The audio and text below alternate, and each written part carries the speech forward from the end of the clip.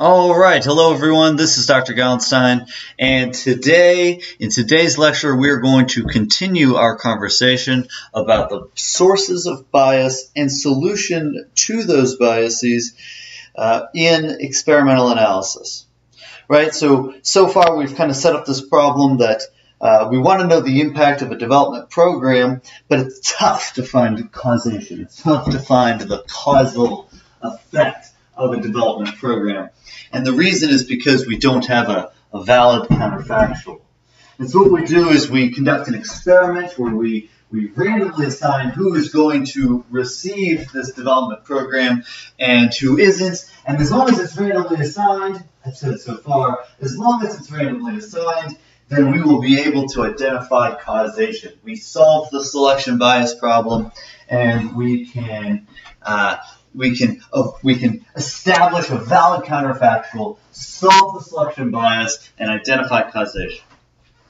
Okay, but now in this section of the course, what we're going to do is we're going to set up or kind of explain and identify potential sources of bias that can arise even when we have randomly assigned our treatment, even when we've randomly assigned our intervention. Okay, and so we're going to jump in here and talk about those potential sources of bias and the solutions.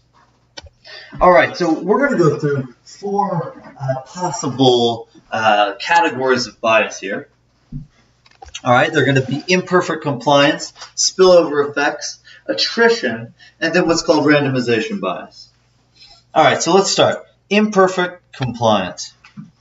All right, now so far in the class, I have talked about, a treatment group and a control group, where the treatment group is the collection of people or observational units. It could be individuals, it could be schools, it could be villages, etc. I'll just say people, okay, where there's a group of people that is assigned to receive the intervention, the treatment, quote, the intervention. All right, so there's a group of people that are assigned to receive it and a group of people that are not, okay? The ones that are assigned, that's the treatment group, and the ones that are not, that's the control group. Okay, and so far I have implicitly assumed, and perhaps at times explicitly stated, that the people assigned to the treatment group will receive the treatment, will receive the intervention. And the people assigned to the control group do not receive the treatment or the intervention. Okay? But imperfect compliance is the problem that arises when individuals that are assigned to the treatment do not actually get the treatment, or some of them. Or some individuals in the treatment group don't actually receive the treatment, don't actually receive the intervention. And then some of the individuals in the control group, they do somehow receive the treatment or receive the intervention. That is an example, or this is the problem of imperfect compliance. Not everybody in your sample population has complied with the assignment to a treatment or to the control. All right, this can happen in a lot of different ways. So far in this class, we've talked a lot about the example of looking at the impact of fertilizer on farmers' incomes.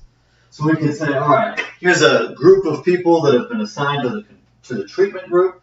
All of those people are supposed to receive fertilizer. And then we have a whole bunch of people assigned to the control group, and those people are not supposed to receive fertilizer. But if maybe for some reason or another, and we'll talk more about this in a minute, but maybe for some reason or another, individuals assigned to the treatment group don't receive it. Some of them, they're supposed to get fertilizer and they don't. And then some of the people in the control group, they're not supposed to get fertilizer and somehow they do. So that would be imperfect compliance. All right, so the degree of this problem can vary by study. Sometimes it's a big problem. Sometimes it's a relatively small problem. Sometimes it's intentional. Sometimes it's unintentional. Sometimes you actually design experiments where you know that there's going to be imperfect compliance, and that's actually a part of your experimental design. All right, but let's go through a couple examples. So imperfect compliance can result from imperfect enforcement, okay? So we can have imperfect compliance because there's actually just a failure to implement the program as is. There's just a failure for some reason to implement the program as is. Okay, so let's imagine an example. Let's say we're conducting an RCT, we're doing an experiment, we want to know the effect of having access to textbooks on students' school performance. And so what we do is we find 100 schools, and 50 of them, they get assigned to receive textbooks, and 50 of them don't. All right, and so then we're going to compare all of the students that are enrolled in the treatment schools to the students that are enrolled in the control schools. Okay, so the students in the treatment schools should have access to these textbooks, and the students in the control schools do not. All right, but we could have an imperfect enforcement of this experiment. A couple different ways this could happen. One could be, let's say that we've got 50 schools in the treatment group and we got 50 schools in the control, but for whatever reason, let's say that when the textbooks are being delivered, one of these treatment schools is, it's really far out. It's a really rural school, and the roads are rained out, so the textbooks don't arrive. All right, so the textbooks never arrive at this school. And so there's a treatment school. They're supposed to get the textbooks, but they don't. But instead, there's these people. They're delivering the textbooks. They get a truck full of textbooks. And so instead they deliver it to a school that they can gain access to, and it's a control school. So all of a sudden there's a treatment school that doesn't get the textbooks, and there's a control school that does. That would be imperfect compliance because of imperfect enforcement. It's just not implemented correctly. Or we could say imperfect implementation. Another example could be, let's say there's a contingent of students from a control school that makes their way over to the treatment school, and they gain access to the textbooks that way.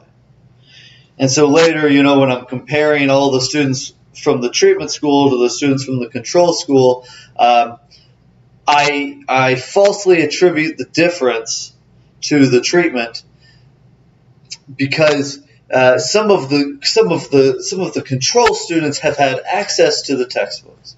All right, so that'd be imperfect enforcement. Somehow, some of the control students have gained access to the textbooks when they weren't supposed to have access to the textbooks. All right, so that would be imperfect compliance due to imperfect enforcement. All right, you also could have imperfect compliance that originates from the design of the experiment itself. That means you actually design the experiment with imperfect compliance in mind. Now, this could be unintentional or intentional.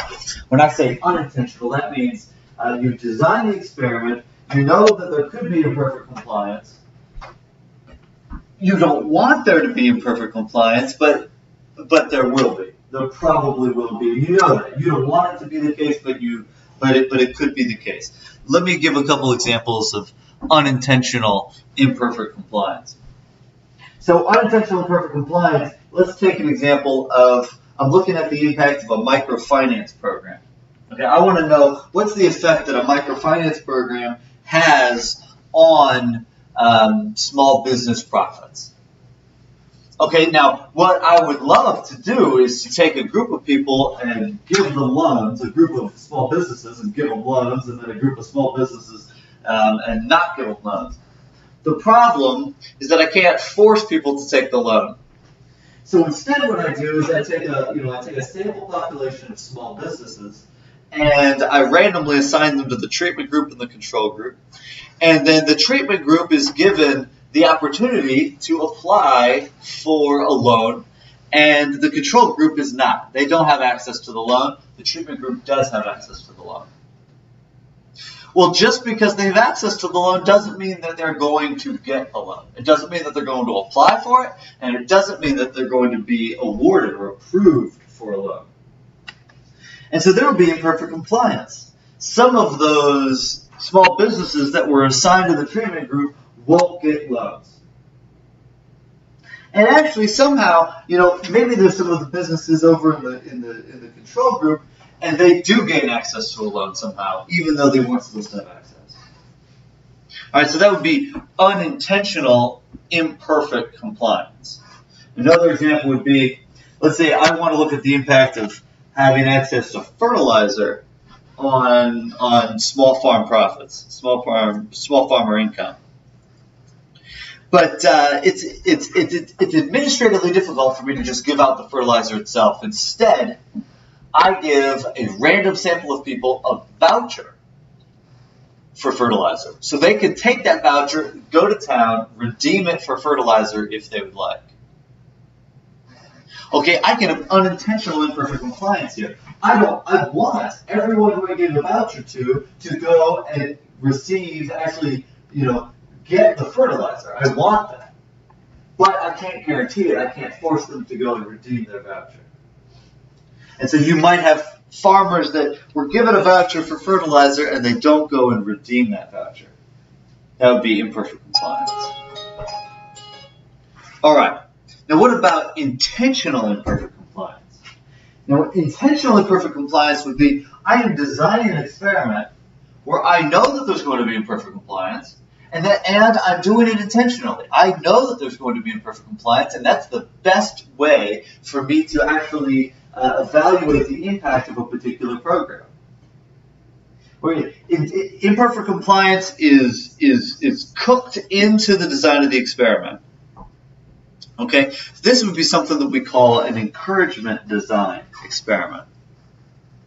This would be implemented in a situation in which maybe there's an existing program. You want to know the impact of this existing program, but there's no way to randomly assign who gets it.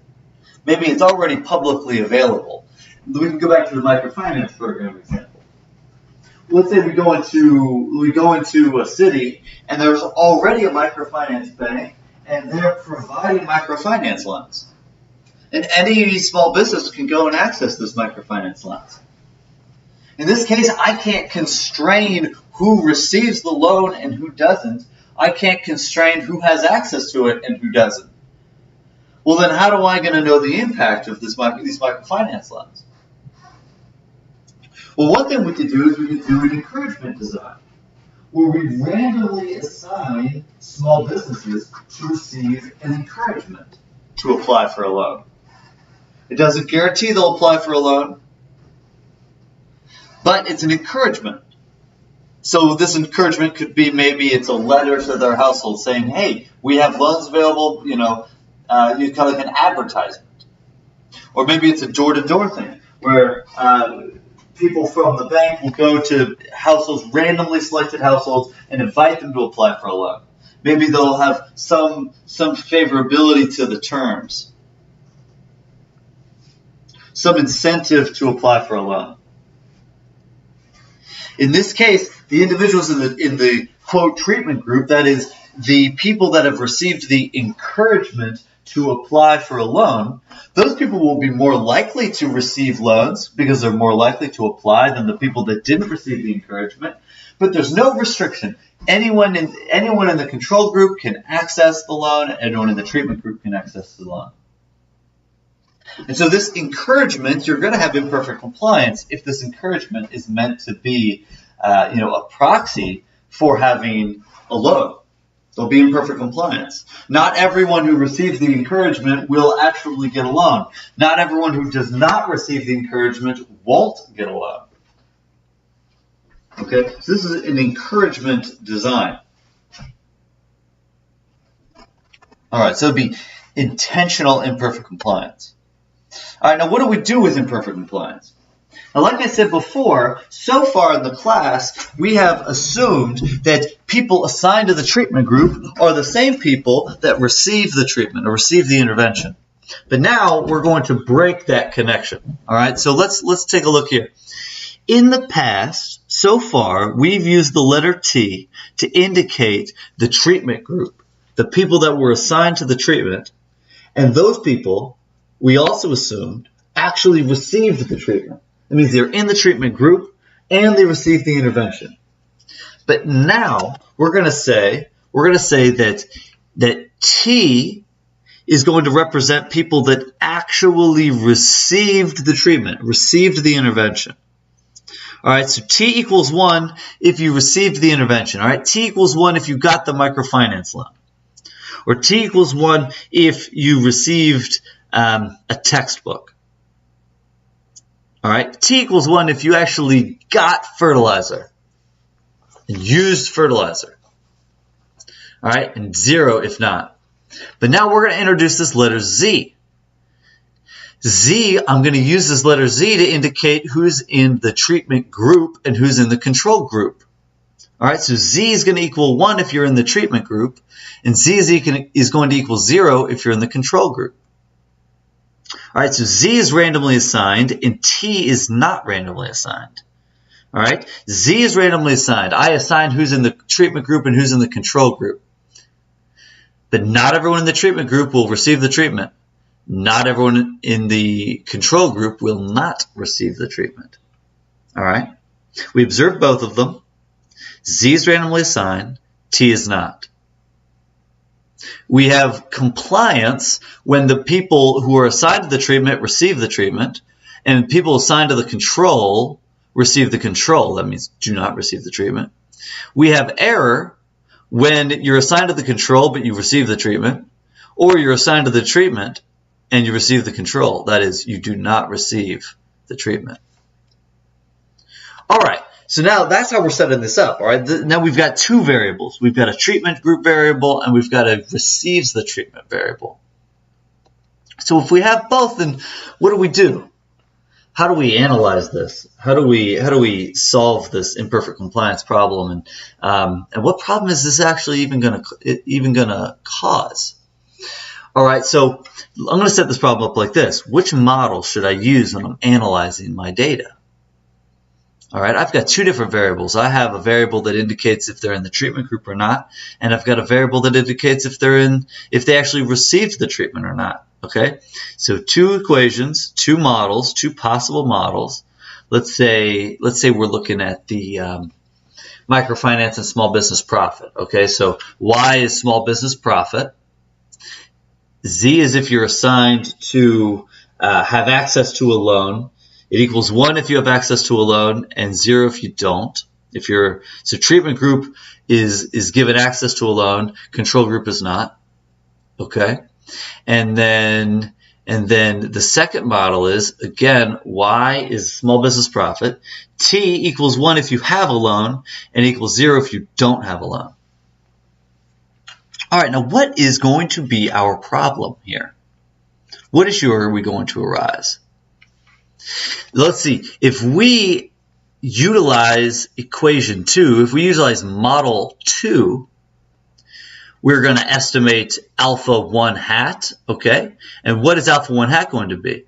That's going to be a biased estimate of the treatment effect. It's going to be a biased estimate of the effect of having a microfinance loan on small business profit. Why will it be biased? It'll be biased for the same reason we've talked about earlier in the class. It's going to have selection bias. There's going to be selection bias because the people that actually have the loan is not randomly assigned. We randomly assigned who would have access, but we did not randomly assign who actually received the loan. Okay, and so there will be selection bias in this second model. So I can't use this model because I'm going to have selection bias and I know it. All right. So what about this first model? Can I use this first one? Well, actually, even though Z is randomly assigned, there's still going to be bias. And we can think about that intuitively. There's going to be bias because this Z variable labels who's assigned to the treatment group and the control group, but not everyone in the treatment group actually received the treatment. And some people in the control group may have even received the treatment. And so there's no selection bias into who falls into what category. It's randomly assigned, but these categories don't match what it is that we're trying to measure. And so there's going to be bias. Some people in the treatment group will not receive the treatment. Therefore, the average outcome for people in the treatment group will be smaller than it would be if everyone got the treatment. All right. Now, I'm assuming here that the microfinance program increases small business profits. Let's assume that for a moment. And so if in that case, the average outcome for people in that treatment group is going to be smaller than it would be if everyone got the treatment, because not everyone's getting it. Not everyone's actually receiving the treatment. And so the average outcome will be smaller than it would have been had everyone received the treatment. All right. Some people in the control group did get the treatment. That means the average outcome value for the control group will be larger than it would have been if no one had gotten the treatment. All right, so basically, the average outcome for the treatment group is going to be smaller than it should be if there was perfect compliance. And the control group, the average outcome for the control group will be larger than it should be because of imperfect compliance. So there's going to be bias in both models. So the question is, which model do we use? Do we use the first one or do we use the second one? Well, we use the first one. We don't use the second one because that's selection bias. But why can we use the first one? I already said that the first one has bias as well. When I estimate beta 1 hat, I'm going to have bias. Well, the reason that we use the first one is because we know the direction of the bias. The reason we use the first one is because we know the direction of the bias. We know how the bias works. When we have selection bias, when we're using this model, we have selection bias, we don't know the direction of the bias. We don't know if it's biased upwards or biased downwards, and that's a problem. We know the direction for this bias. We know the direction for the bias in this model. And so we use that one. All right? So this is what we do. We use this model. We estimate beta 1. So we get beta 1 hat, and we actually call it something different. Instead of calling it the average treatment effect on the treated or the average treatment effect, we call it the intent to treat effect, or the ITT. It's the intent to treat effect, the ITT. All right? This is the average impact on the compliers plus the average impact on the non-compliers, okay? Compliers are individuals who are induced to participate by the randomized intervention, okay? Compliers are the ones who, like I said before, comply with the assignment, with what group that they've been assigned to, either the treatment group or the control group, okay? And beta 1 hat will be an underestimate. It's always downward biased. It's a downward biased estimate of the average treatment effect on the treated or the average treatment effect. And so therefore it's always an underestimate. It's always an underestimate. It's an underestimate because the way that it's calculated is by subtracting the average outcome for the people in the treatment group from the average outcome of people in the you take the average outcome for the people in the treatment group and you subtract the average outcome for the people in the control group. Well, that would be an underestimate of the true treatment effect because the average outcome for the people in the treatment group will be smaller than it should be because not everyone's getting the treatment. And the average outcome for the people in the control group will be bigger than it should be because some people are receiving the treatment. And so it'll be an underestimate. It'll be an underestimate. Okay, now everything I just said, it's assuming a positive effect on the treatment of the intervention. We also can imagine a scenario in which there's a negative effect. Let's say that I'm looking at the impact of insecticide-treated bed nets on the incidence of malaria. In that case, I'm expecting the bed nets to reduce malaria.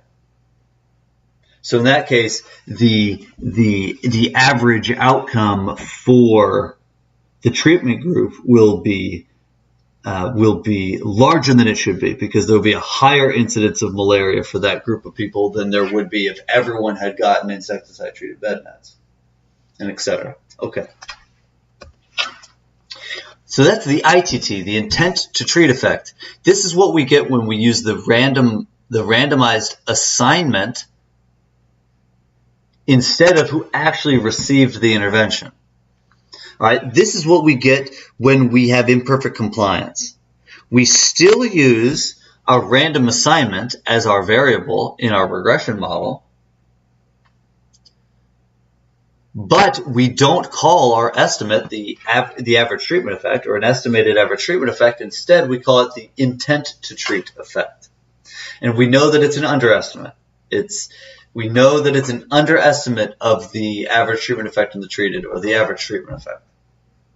And we're okay with an underestimate. We're typically okay with an underestimate. The intent to treat effect is good. A lot of experiments only get the intent to treat effect, and that's okay. We're generally okay with an underestimate because it's conservative.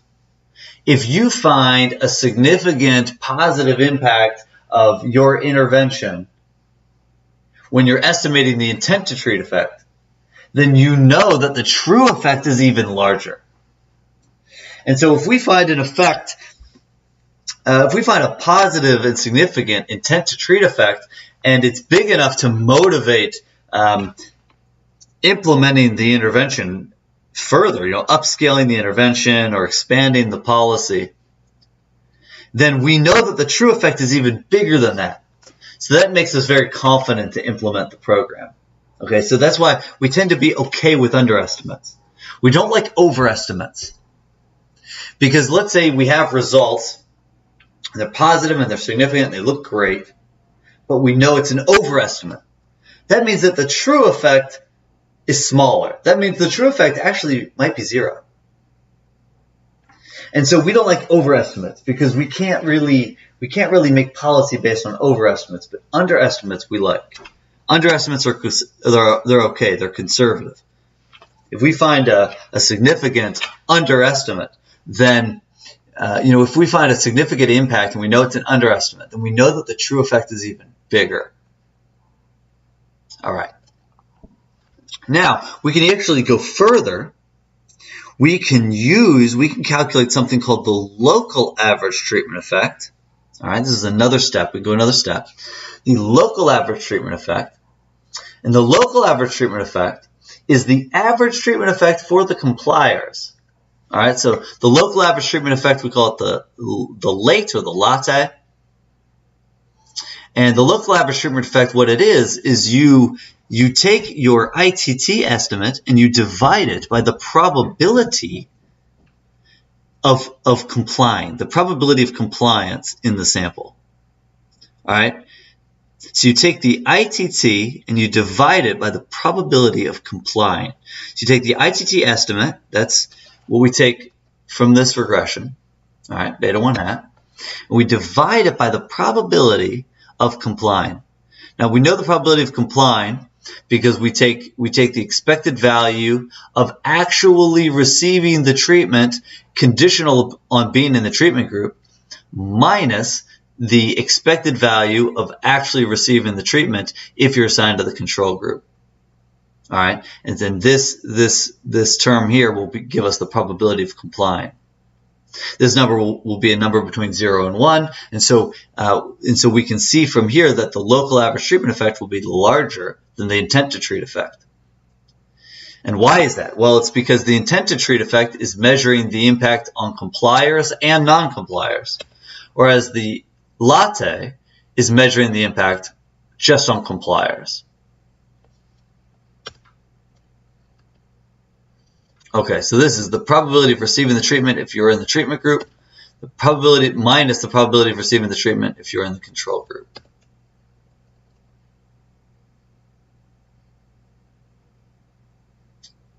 Okay, so let's take a look at an example. Let's build an example. Let's say we want to know the impact of remedial education. All right, so there's let's say that there's an NGO, or let's say there's a government, and they're implementing a program to provide remedial education to students who have fallen behind. And we want to know, does remedial education improve student performance? All right, so we identify a population of schools, let's say 100, and 50 of them receive remedial educators, so assistant teachers that provide tutoring services to students. Okay, now let's say that every student in the treatment schools utilizes the tutoring service, and no student in the control receives the tutoring service. All right, so in that case, we're going to use this model, all right? T is going to indicate if the student received tutoring services, and it will equal 0 if the student does not receive tutoring services. All right, so if I were to run this model, estimate beta 1, what would I get? Would I identify the intent to treat effect, the local average treatment effect, or the average treatment effect? There's perfect compliance in this example. That means everyone who is assigned to a treatment school receives the treatment. Everyone trying to the control school did not receive the treatment. That means T is randomly assigned. If T is randomly assigned, then we're going to get the average treatment effect. So in this, So here in this example, we're going to get the average treatment effect. In this example, we're going to get the average treatment effect because in this example, there's perfect compliance. All right, now let's imagine this. Let's say 40% of treatment students, that means 40% of the students that go to school at the schools that have remedial education, they utilize the tutoring services. So only 40% of students at the treatment schools actually utilize the treatment. And 5% of students at the control schools are able to utilize the tutoring services. So maybe there's some students at the control schools that find their way over to the treatment schools and they make use of the tutoring services. All right, so in this example, so question number 2 here, in this example, we have imperfect compliance. So in this example, we have imperfect compliance.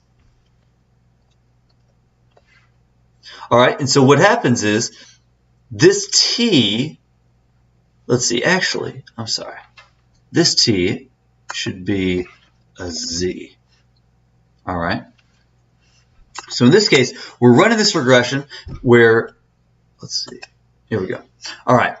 In this case, we're running the regression and we're using the randomized assignment, the random assignment variable as our independent variable. Now, when we estimate this model, we estimate beta 1 hat.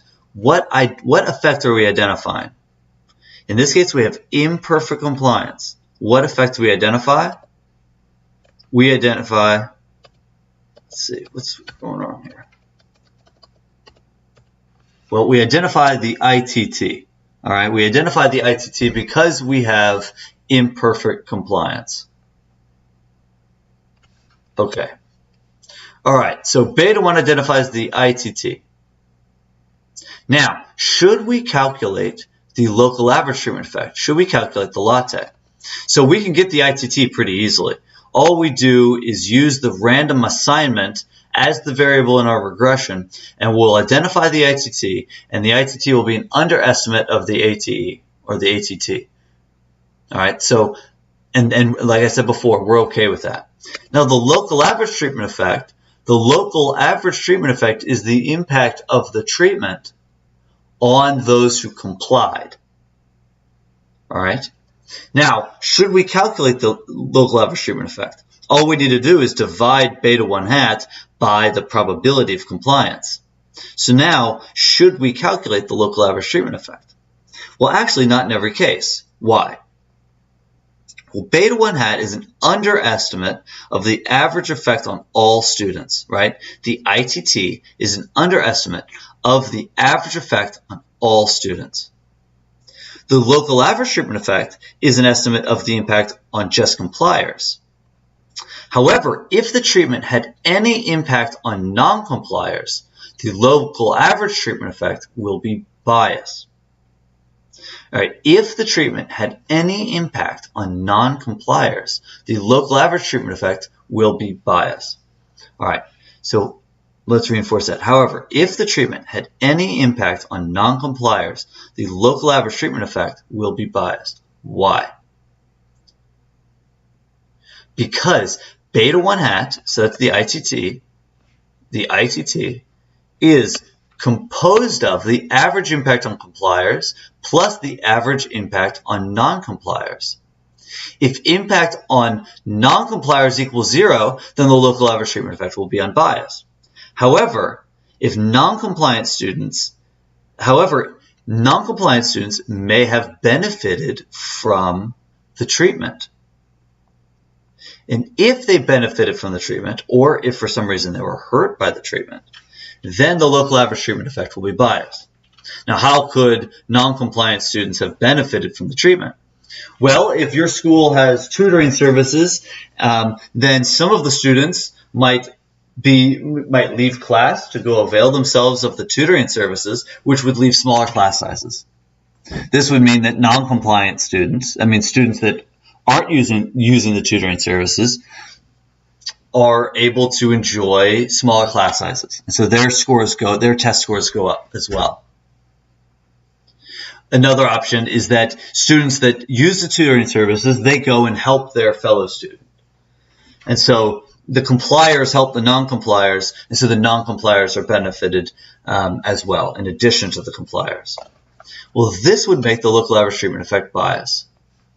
So if the impact on the non-compliers isn't 0, then the local average treatment effect would be a biased estimate of the treatment effect on compliers, because it is considering the impact of non-compliers as well. So we can only use the local average treatment effect, we can only calculate it and use it if we assume that the impact on non-compliers is 0. It means there's no impact on non-compliers. Okay, sometimes we are interested in compliers only, and in this case we want to make sure we can calculate the local average treatment effect as long as it's unbiased. Other times we are more interested in the total population treatment effect, and in which case the intent to treat effect is better even though it's an underestimate. All right. Okay, so that completes imperfect compliance. That completes our discussion of imperfect compliance. Now let's move on to the next bias. The next source of bias is called a spillover effect. All right, the next source of bias is called a spillover effect. A spillover effect is some sort of externality of the treatment. The treatment has an impact on some other group. That means when we give the treatment to the treatment group, the fact that the treatment group has the treatment affects the control group. So I kind of alluded to an example just a moment ago. So remedial education impacts students that actually avail themselves of the tutoring, and that affects students that don't receive the tutoring. So if some group of students receives tutoring and they go and help their fellow students, the students that didn't receive tutoring, then we have an example of a spillover effect. The treatment, access to this tutoring service, it affects the treatment group and it affects the control group. Another example would be you have randomly assigned farmers to receive fertilizer. So the treatment farmers receive fertilizer, and then maybe they share the fertilizer with control farmers. The farmers are not supposed to receive the fertilizer. Or perhaps the farmers who receive fertilizer, they increase their yields, make higher income, and then they help the farmers that don't have fertilizer. They help them out with labor. They give them money to help them out in a time of trouble. And so the fact that the treatment farmers receive fertilizer actually benefits the control farmers. Okay, so that would be a spillover effect when the treatment somehow affects the control group in addition to the treatment group. All right, so let's go through the spillover effect. So here's our beta 1, right? Our beta 1 hat. Our beta 1 hat is the difference between the outcome that you observe for the treatment group and the outcome that you observe for the control group. All right. But now we're saying that the control group is being impacted or affected by the treatment as well. Okay, and so now these spillover effects, we have two different kinds. We can have a positive spillover or we can have a negative spillover. All right, so let's talk about a positive spillover. A positive spillover is when the treatment improves the outcome of the control group. All right, so that is we give a treatment, we give some intervention to the treatment group, and by giving it to the treatment group, we also somehow benefit the control group. That would be a positive spillover. So we can think of some examples. Let's say that we are looking at we're looking at some different medicines. So we're looking at the impact of the flu shot. We're looking at the impact of the flu shot on students' school performance. And so we give treatment students the flu shot and control students don't receive the flu shot.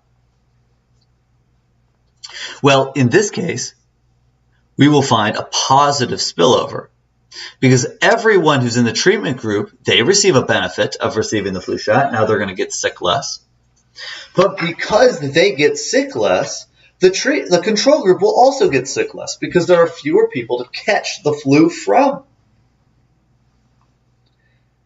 And so the control group is benefited as well. This is a positive spillover.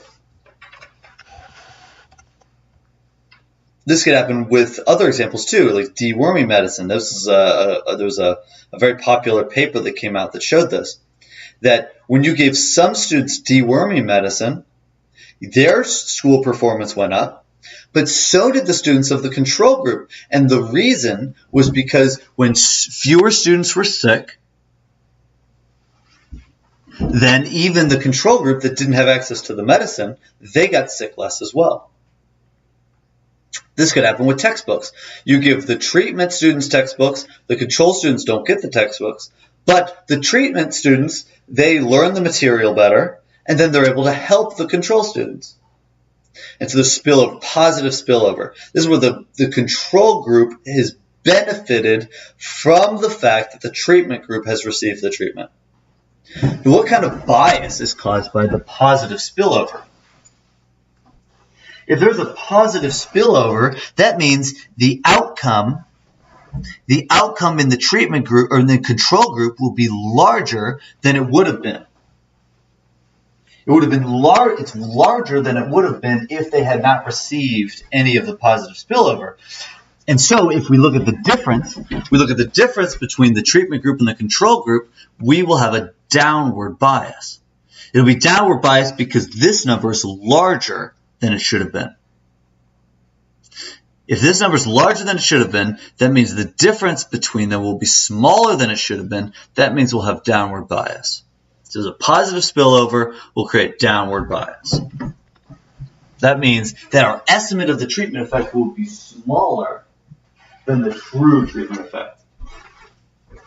All right, what about the opposite way? We can imagine a negative spillover effect.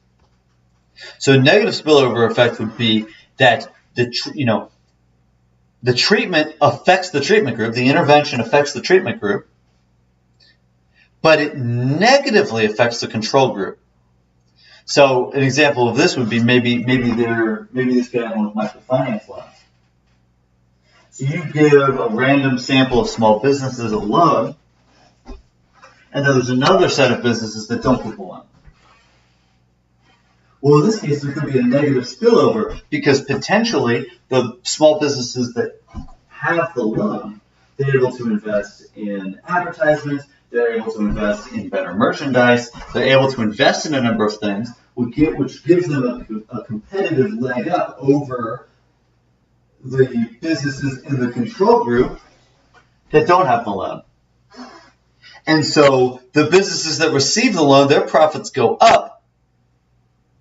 But that competitive edge actually reduces the profits of the control group. And so the control group is actually hurt by the treatment group receiving the treatment. So that would be a negative spillover. That would mean that the control group, the average outcome for the control group is smaller than it should be. And if that's the case, we'll have upward bias because we're just looking at the difference, right? Beta 1 hat is our estimate of the average treatment effect. And we're taking the outcome from the treatment group, subtracting the outcome from the control group. If the outcome from the control group is smaller than it should be, then this difference will be larger than it should be, and we'll have an upward bias. All right. Solutions. How do we solve spillovers? Now we showed with imperfect compliance that we solve imperfect compliance just by using our random assignment to identify the intent to treat effect or calculating the local average treatment effect. All right. How do we solve spillovers? Well, we got two options. One is the experimental design with strong compliance restrictions.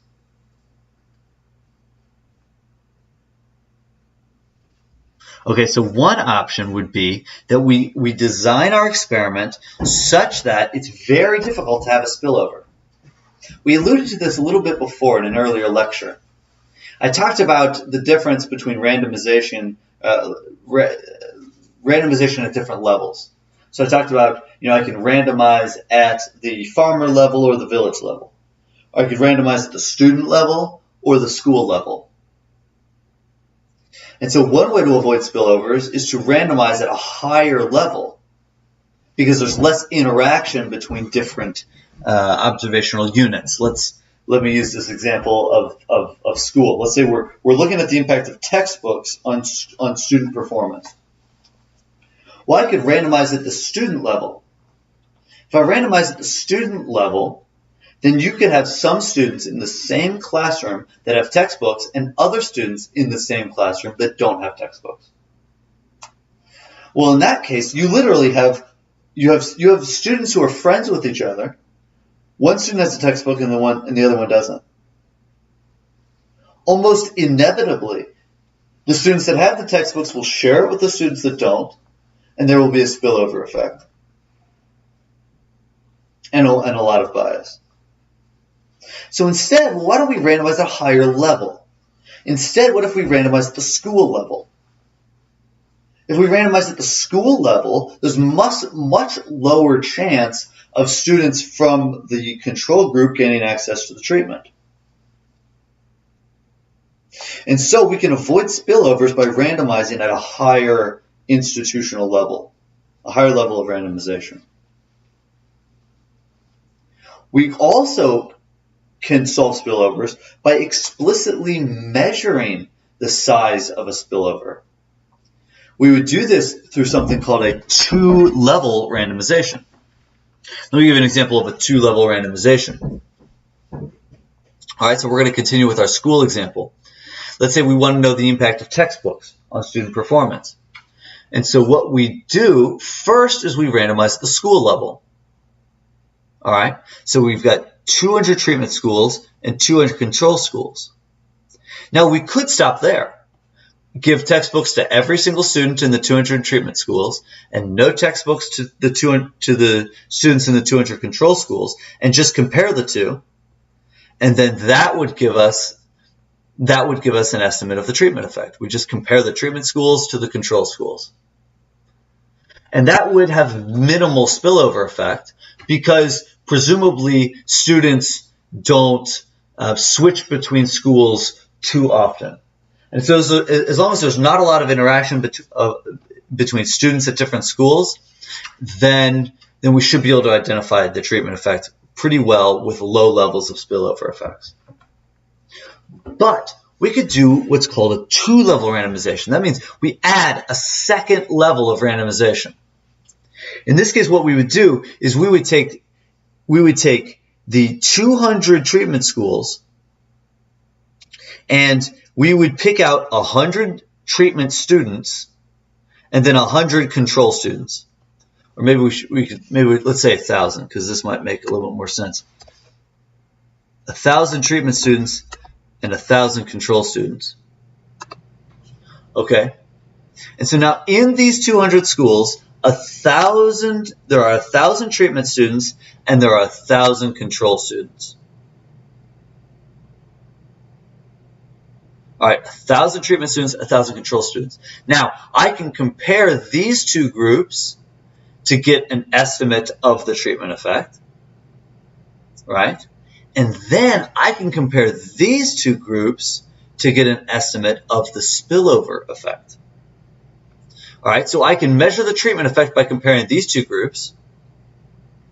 Compare these two groups to get a measure of the treatment effect.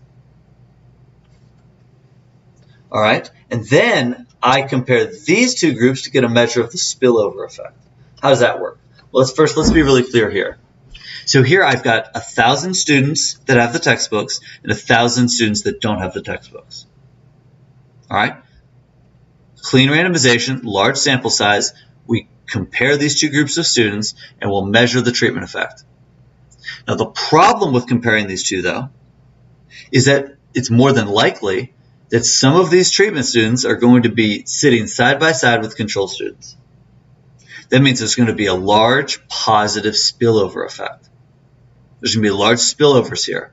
So I can measure the treatment effect by comparing these two groups, but that treatment effect will be biased because of the spillovers.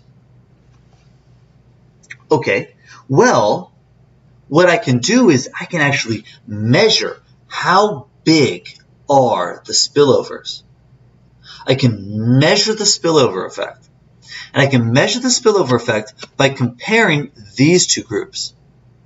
That means the 1,000 control students that were in the treatment schools, and I compare them to all of the students in the control schools.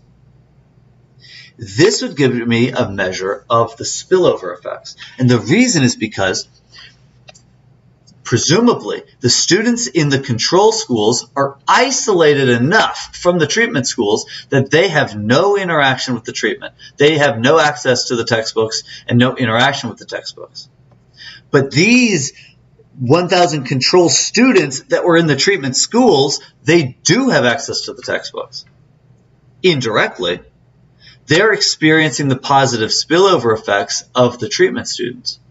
So if I want to know how big is the spillover effect, then I would compare these students to these students. These 1,000 students to the students in the 200 controlled schools.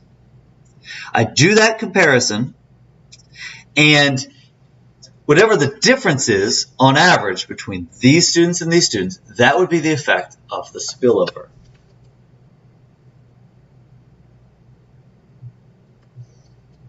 Okay, so let's take a look at what a two-stage randomization could look like. In a two-stage randomization, so here we've got our stylized representation here where we have 6 different villages. This should be a 6. We have 6 different villages. All right, and we randomize at the village level. Okay, so this is just another example of the two-stage randomization. So first we randomize at the village level. All right, so there's treatment villages and there's control villages. In the control villages, all the individuals are control individuals. That means no one in the control villages received the treatment. But in the treatment villages, you randomize again. So the first level of randomization in this example is village level. The second level of randomization is individual level. And so you have these treatment villages, and then within the treatment villages, there are treatment individuals and control individuals. Treatment individuals actually receive the intervention. Control individuals do not. Okay, but within these treatment villages, there's a possibility of spillover effects between the treatment individuals and the control individuals.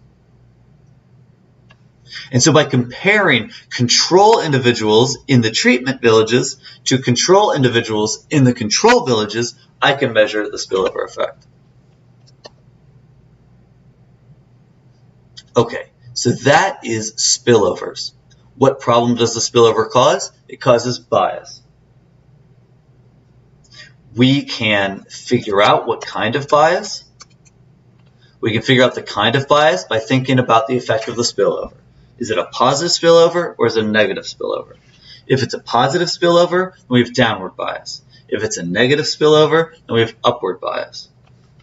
We can solve the spillover problem by randomizing at a higher level. That means randomizing at the school level or the village level instead of the individual level. Or we can do a two-stage randomization and actually directly measure the effect of the spillover. And in fact, if all we want to know is the treatment effect, then we might just do the higher level randomization. We might just do, the school level randomization. We'll just stop it here. We won't do a two level. We just do one randomization at the school level. Okay, but sometimes we actually might be interested in knowing the spillover effect. Let's say we want to know, the effect of providing flu shots to half the students. Maybe we don't have enough money to pay for every student to receive a flu shot. Well, what's the effect if let's say I have enough money to give half of them flu shots? What's the effect of giving half of them flu shots? Or what's the spillover effect of let's say I make the flu shot available and not everyone takes it. Well, I might want to know the spillover effect of that flu shot, because maybe that spillover effect is large, and maybe it's maybe I'm really happy and excited about large positive spillover effects. Maybe I can give a classroom of students a handful of textbooks, not enough textbooks for everyone in the class, but just a couple of textbooks is good enough, because the students that use the textbooks go and help the students that don't. And so everyone benefits because there's a large positive spillover. So sometimes I might want to measure the positive spillover, or sometimes I want to measure the negative spillover. With the microfinance program, maybe, I'm really interested in the effect of the microfinance program on the people that receive it. But I actually might really want to know the effect that the spillover effect has on the people that don't have the microfinance program. Because if I conclude that microfinance is a huge success, but it actually has negative spillover effects that I'm not measuring, then I might not be making good policy decisions. All right, so sometimes I actually want to know the spillover effect. Sometimes the spillover effect is an important part of my research. In that case, I need to use a two-level randomization so that I can directly measure the spillover effect. And that's what I would do here. Okay, next one, attrition.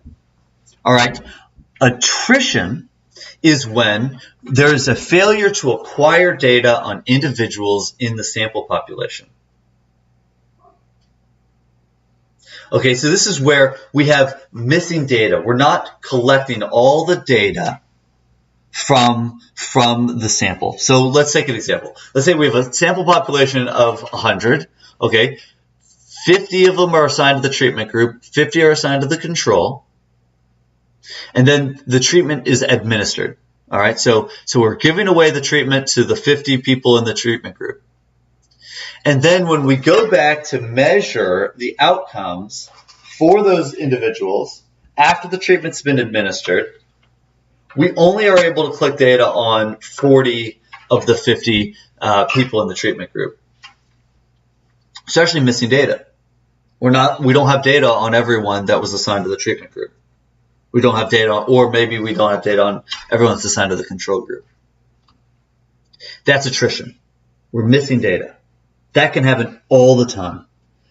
In the experiment that I conducted in Ghana, we went and we provided insured loans to small farmers, and we collected survey data on 3 individual farmers from 258 farmer groups.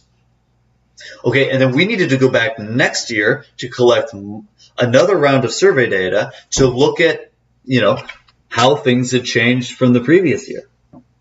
To gather data from 2016. All right, we wanted to follow up with the exact same farmers that we had interviewed in 2015. But you go back into a village and maybe a farmer has moved away. Maybe you can't find them on the day that you go to the village. And all of a sudden you have missing data. All of a sudden you don't have data on an individual that you had who was assigned to your treatment group, who was assigned to your control group. Okay, so this can cause bias. Now, how would this be the case?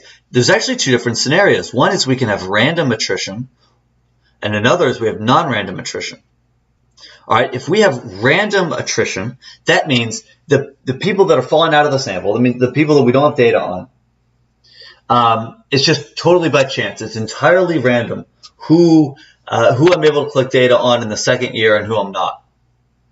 Random attrition. It's entirely random. There's no systematic reason for why the individuals that are dropping out of the sample are dropping out.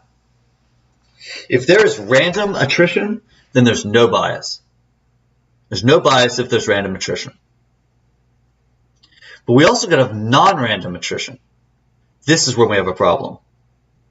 Non-random attrition is when there are individuals who are in your sample population. They have been assigned to the treatment of the control group, but then they drop out of your experiment.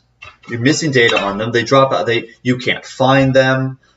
They won't answer your survey. They don't participate in the experiment. Whatever. They're dropping out of your sample. You don't have data on them.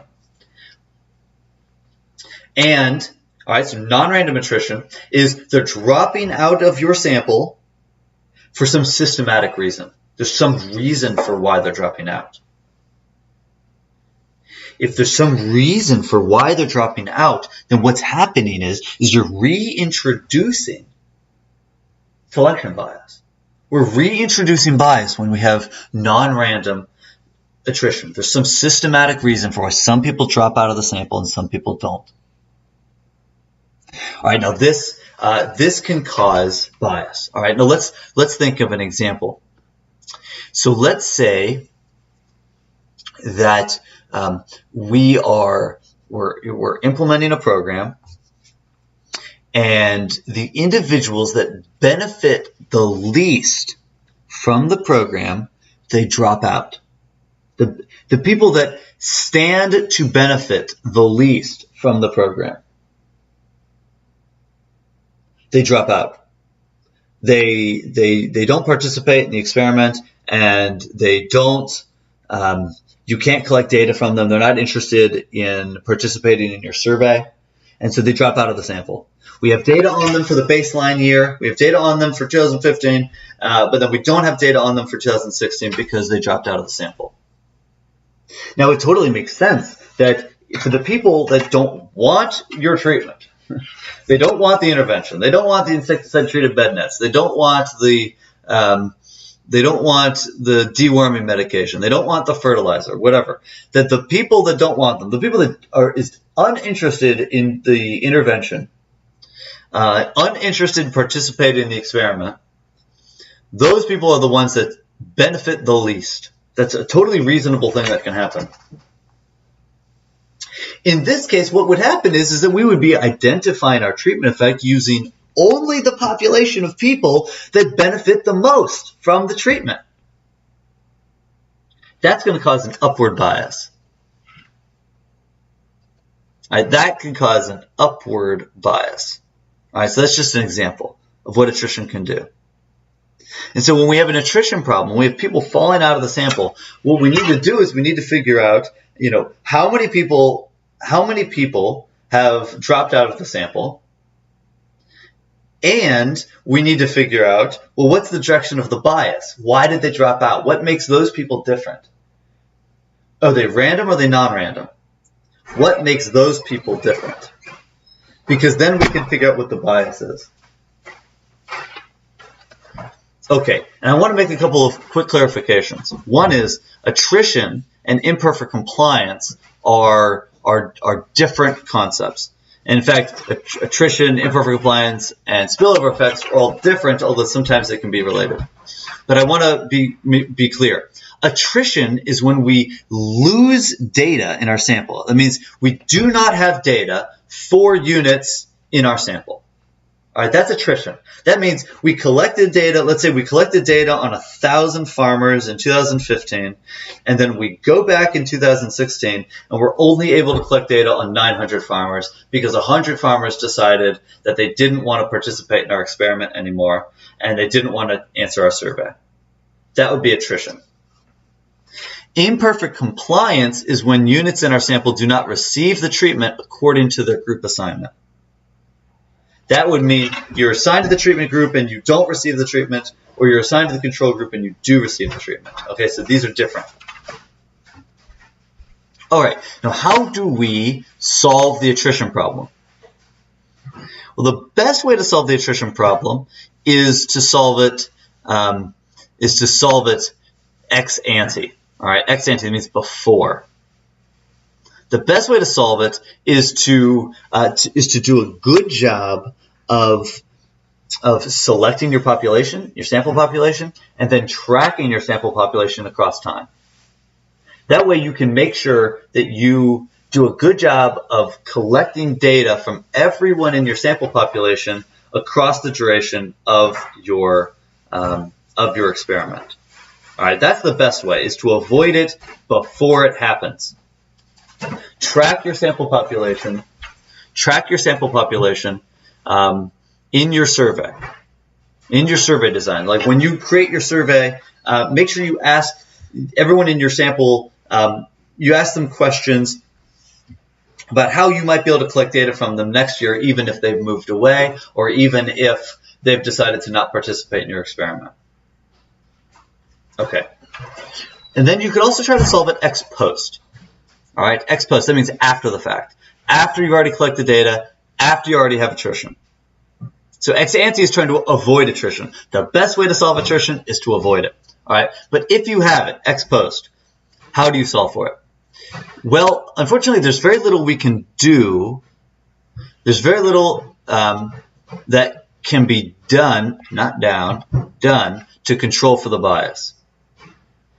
The best thing that we can do is to try to compare attritters and non-attritters. That means people who have attrited, people who have dropped out of the sample. We want to compare the people that dropped out of the sample to the people that have not dropped out of the sample. We want to see if the people that have dropped out of the sample are systematically different than the people that did drop out of the sample. If we do that, then we can see whether or not the attrition was random or non-random. All right. We can do this if we have a baseline survey. If we took a baseline survey that includes everyone in our sample population, then we can, just compare the people that dropped out of the sample in the follow-up years. Everyone who dropped out of the sample, we can compare them to the people that remained in the sample to see if they're different.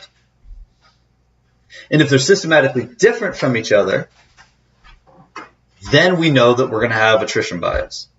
If they're not different from each other, then we can say that it's random attrition and we don't have bias. Now, think about what we've done so far in class. How are we going to compare the people that dropped out to the people that didn't? Well, we're going to do mean t-tests. We're going to compare the means, and we're going to see if they're balanced. We're going to see if the people that left the sample are on average the same as people that stayed in the sample. If they're not statistically different from each other, then the attrition bias is probably going to be low. Then there's evidence that the attrition is random, and so there will be minimal, if any, bias. If they're different from it, if the people that dropped out of the sample are different, then you're going to try to figure out what makes that group of people different and try to figure out what is the sign of the bias. Do you think you have upward bias or downward bias? Okay, now the last type of bias that we will talk about today in today's lecture, randomization bias. All right, there's going to be two different kinds of randomization bias that we'll talk about. The first one is called a Hawthorne effect. All right, a Hawthorne effect is when the treatment group is impacted by being assigned to the treatment group. The treatment group is impacted by being in that assignment. That means they are impacted by the fact that they have been assigned to the treatment group, but not because of the intervention, not because of the treatment itself, but by being placed in that group. Okay, here's some examples. One is if you're assigned to the treatment group, let's say you know you're in an experiment and you've been selected to be in the treatment group. You might mistakenly think that that you have been purposefully chosen. And so then you might feel really special. And that gives you an extra vote of confidence and allows you to perform better. And so you realize better outcomes because you believe that you're special and you've been chosen. It gives you confidence. And so you do better because you're in the treatment group, but it's not because of the intervention, it's because that you're in the treatment group. Or maybe it's because you're grateful. You've been assigned to the treatment group, and now you're grateful. You're grateful that you've received this intervention, and you behave differently. You work harder. You perform better, and so you achieve better outcomes. But it's because you're grateful for having been assigned to the treatment group rather than the intervention itself.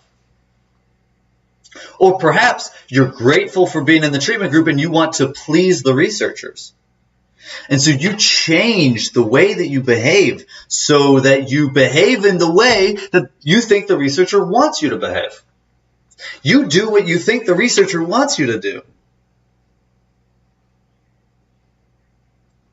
Or, you're participating in an experiment and the experiment is being framed as like a pilot program, and you think, oh, well, I want to make sure that the pilot program is a success. And so you work harder. So these would be examples of how having been placed in the treatment group makes you work harder and change your behavior, and it looks like the intervention is having this big positive effect, when in reality, the intervention is doing less than you're observing a big positive effect in your treatment group, but it's not necessarily because of the intervention itself, but it's because everyone in the treatment group is behaving differently than they normally would because they're in an experiment. All right, so that's a Hawthorne effect. And then the John Henry effect, that's kind of the opposite. That means when the control group is impacted by being in that assignment, but not by the intervention itself.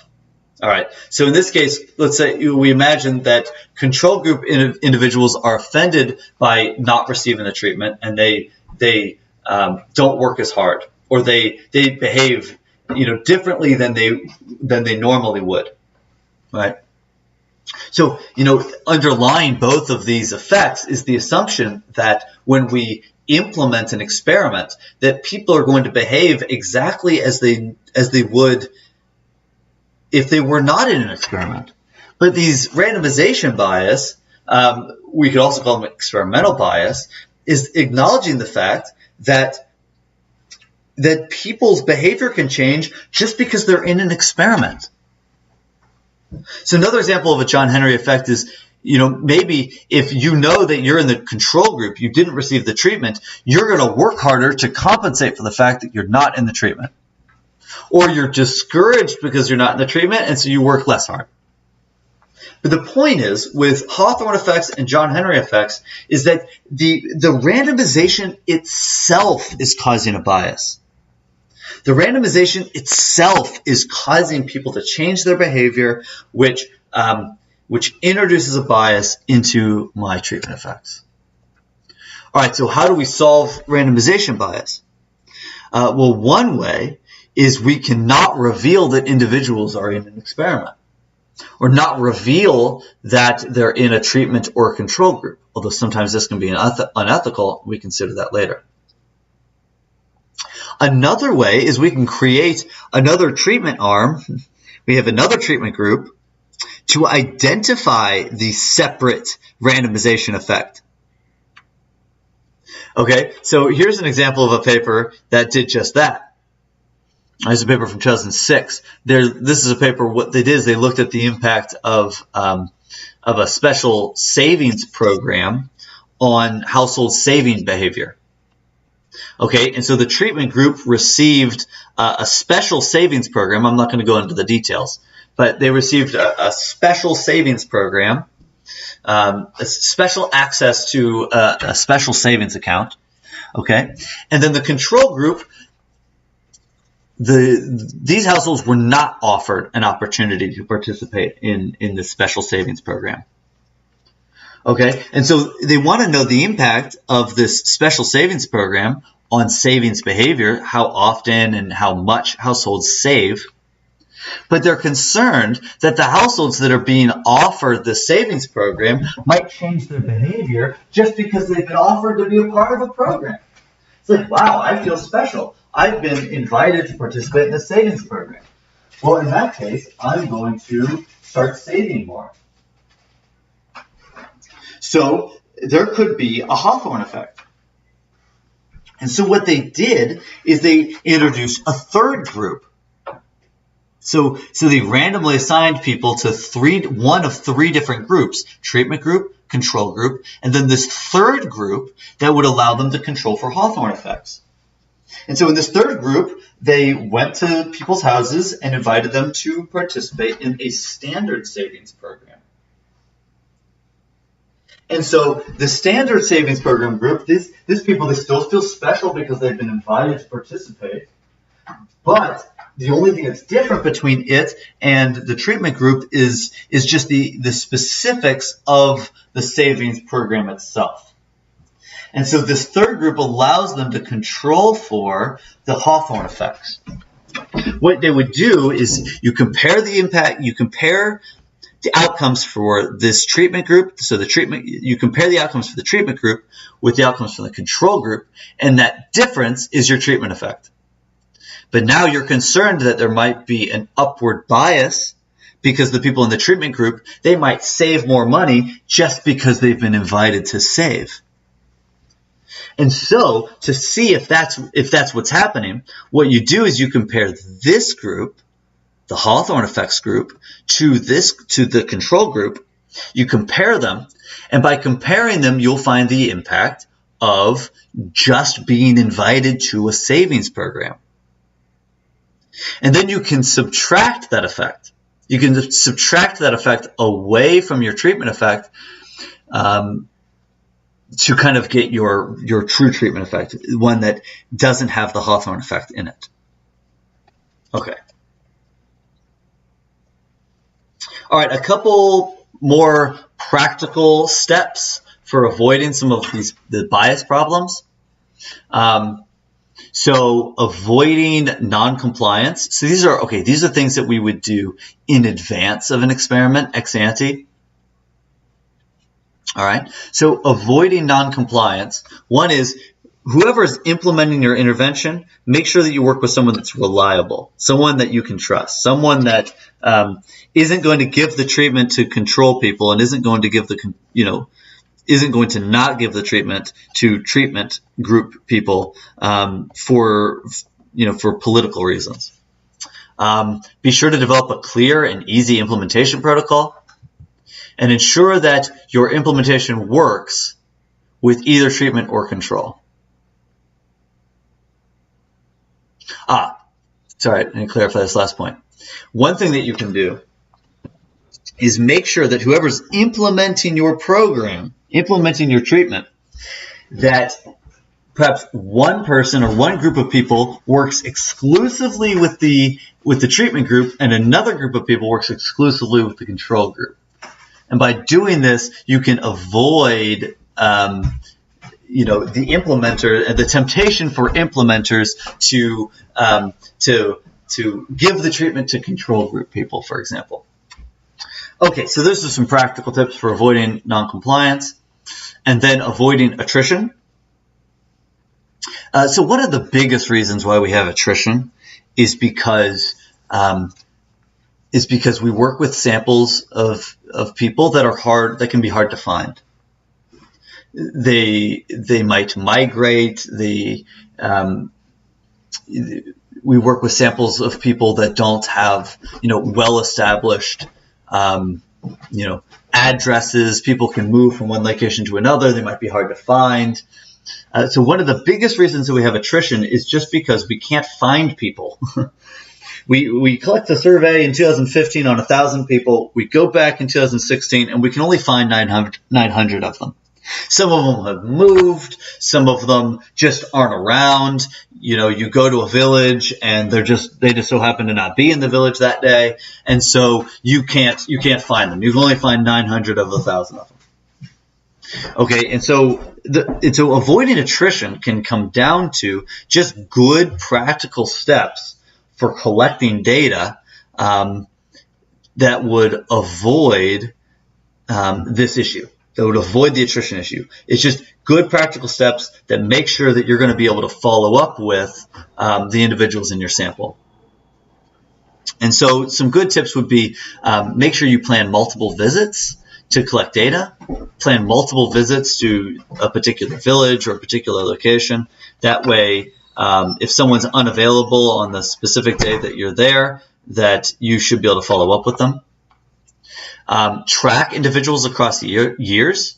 In your baseline survey, collect questions. Ask questions in your baseline survey that will allow you to track people even if they leave. Get their phone number, get contact information for people and their family so that you can track them even if they move. Time your surveys for when people are available.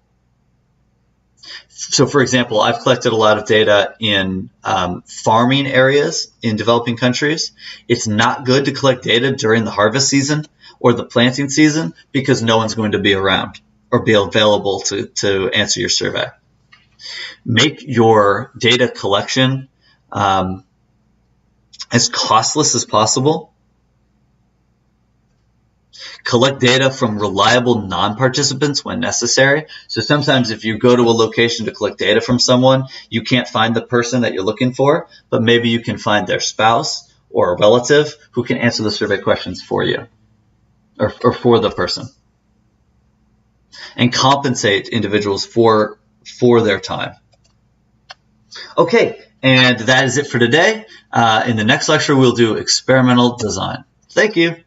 Have a great day.